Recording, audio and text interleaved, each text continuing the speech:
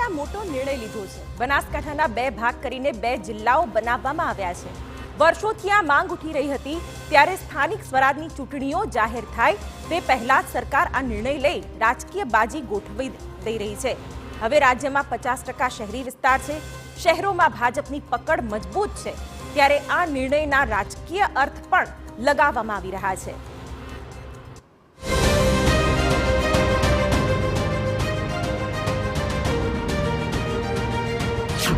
હવે બનાસમાં 2 જિલ્લાઓ, નવા વર્ષમાં નવા જિલ્લાની ભેટ।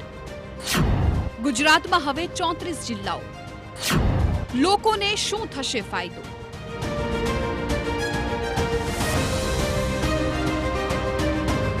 કેબિનેટની બેઠકમાં ચર્ચા વિચારણા બાદ બનાસકાંઠા જિલ્લાના વિભાજન કરીને વાવ થરાદને નવો જિલ્લો જાહેર કરવામાં આવ્યો। આ જિલ્લાનું મુખ્ય મથક થરાદ રહેશે।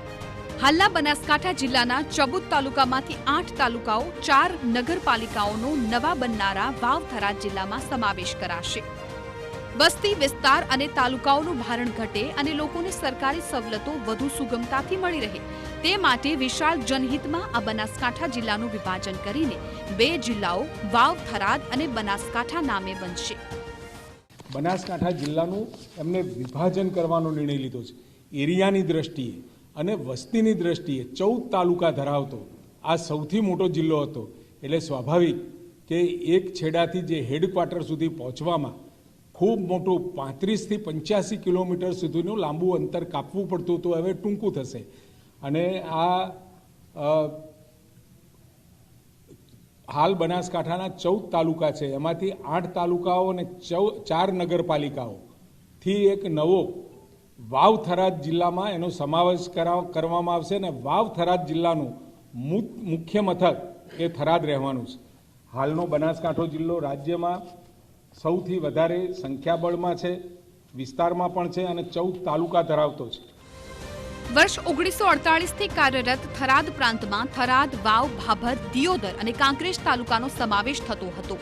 બનાસકાંઠાના 14 તાલુકાની સરખામણીએ થરાદ, વાવ, સુઈગા, ભાભર, દિયોદર અને લાખણી તાલુકા ધરાવતો થરાદ જિલ્લો બની જાય તો વહીવટી કામોમાં સરળતા તેમજ વિકાસની કામગીરીને પણ વેગ મળી શકે એમ છે। થરાદના એક અગ્રણીએ જણાવ્યું હતું કે થરાદ જિલ્લો એ આસપાસના 5 તાલુકાનું કેન્દ્ર છે।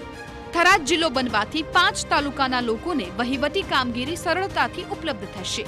થરાદ સહિતના 5 તાલુકાનો વિકાસ પણ થશે, સુવિધાઓ વધશે અને રોજગારીની તકો પણ સર્જાશે। સરેરાશ 35 થી 85 કિલોમીટર જેટલું અંતર ઘટશે, ઈંધણમાં પણ બચત થશે અને લોકોની સુગમતા વધશે। અને 2 નવા જિલ્લાઓ થતાં સરકાર તરફથી મળતું ભંડોળ ગ્રાન્ટમાં વધારો થશે, જેથી બનાસકાંઠાની જનતાને માળખાકીય અને માનવ વિકાસ સુવિધાઓ વધવાની છે। વાવ થરાદને જિલ્લો બનાવવાની વર્ષોથી માંગ થઈ રહી હતી, જે હવે પૂર્ણ થઈ છે। આગામી દિવસોમાં નવો જિલ્લો બનાવવાથી બનાસકાંઠામાં વધુ વિકાસ થશે અને લોકોને પણ સારી સુવિધાઓ મળશે। રાજ્ય સરકારે આજે લીધેલા કેબિનેટના નિર્ણયથી હવે રાજ્યમાં 33ની જગ્યાએ 34 જિલ્લાઓ અમલમાં આવશે અને 8 મહાનગરપાલિકાઓની જગ્યાએ 17 મહાનગરપાલિકા આગામી દિવસમાં અમલમાં આવશે।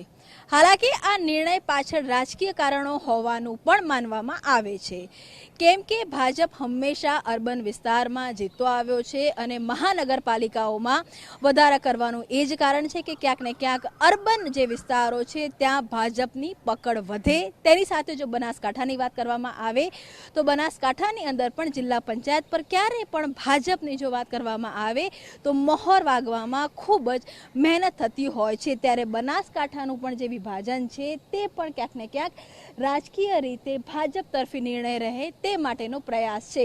હાલાકી આ નિર્ણય આગામી સમયમાં કેટલો ભાજપ તરફી રહે છે અને કેટલું લોકોને સુખાકારી આપે છે તે આગામી સમયમાં ખ્યાલ આવશે। કેમેરામેન નવી સાથે કિંજલ મિશ્રા, TV9 ગાંધીનગર।